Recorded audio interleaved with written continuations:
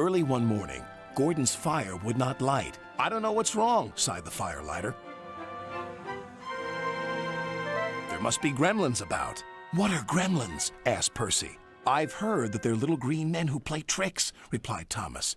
"Can we find one?" "Pah!" said James. "Gremlins don't exist. They're just an excuse when things go wrong. If Firelighter says there are gremlins, there are." "Ha!" snorted James.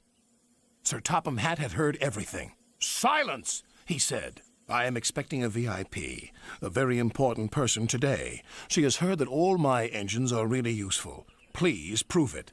"Yes, sir," they all said. "As long as the gremlins let us." "What gremlins?" "The ones in Gordon's fire, sir. That's why he's not ready yet." "I'll see about that," thundered Sir Topham Hatt. And he did.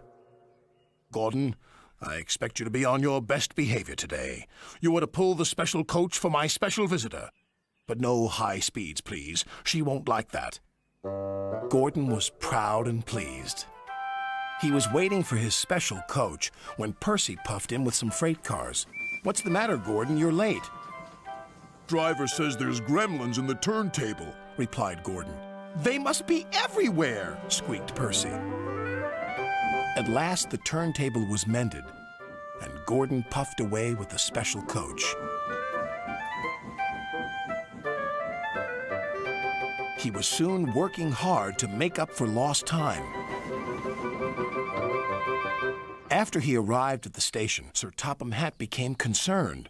"Where's Thomas?" he wondered. "He's supposed to be bringing my visitor from the docks." "Huh," huffed Gordon. "Thomas isn't really useful if he's late." But it wasn't long before Thomas arrived. "I'm sorry. A cow strayed on the line and we had to wait for the farmer to take her away. But driver says your visitor is here safe and sound." "Indeed she is," smiled Sir Topham Hatt. "How nice to see you." "Who is it?" whispered Percy. "I don't know," replied Thomas. "But Sir Topham Hatt is certainly keen to please her. He's arranged a special party for her." "She's got a dog as well," said Percy. "Well, come on, Thomas," said the driver. "You need a drink." "Pah!" puffed Gordon. "Thomas is just a lazy little engine. Sir Topham Hatt is expecting me to arrive on time. We're late because of Thomas."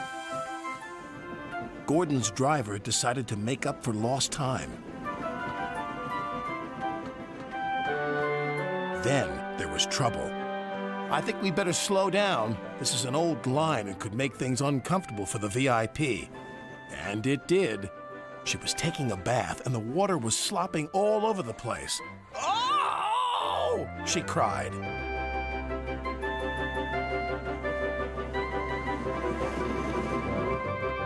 Gordon was very relieved to reach his final destination, where Thomas was waiting to collect Sir Topham Hatt and his special visitor. He blew an extra long whistle.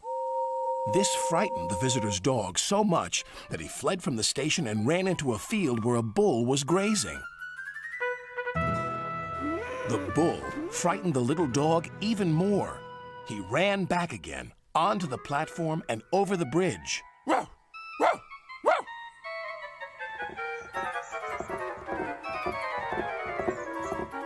He didn't stop until he jumped straight into Thomas's cab.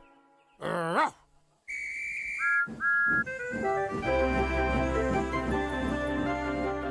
But he had a wonderful ride, all the way to the docks. "What's the dog's name?" asked the fireman. "Well, after today's events, I think I'll rename him Gremlin," Sir Topham Hatt chuckled.